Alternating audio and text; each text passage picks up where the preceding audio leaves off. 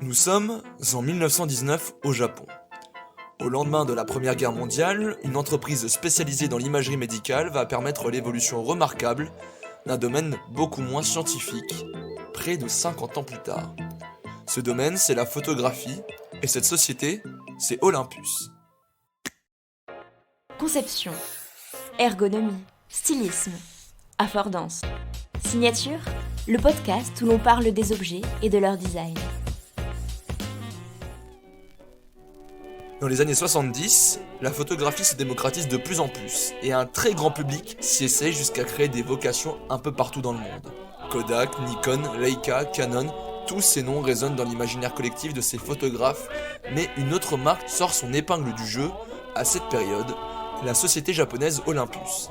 À cette époque, la marque dévoile son nouveau modèle, le OM1, et c'est avec lui que va apparaître la nouvelle marche à suivre pour évoluer dans le domaine de la photographie. Avec son châssis en aluminium, il est désormais l'appareil photographique le plus léger puisqu'il ne pèse que 512 grammes.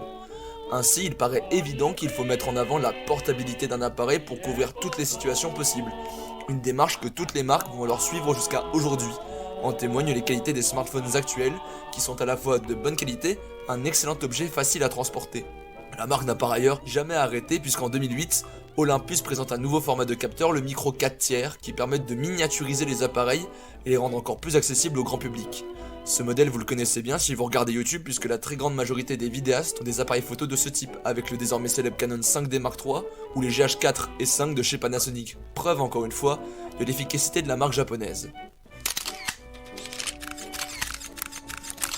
Voilà, c'était le premier épisode de Signature, le podcast où on parle des objets et de leur design. J'espère qu'il vous a plu.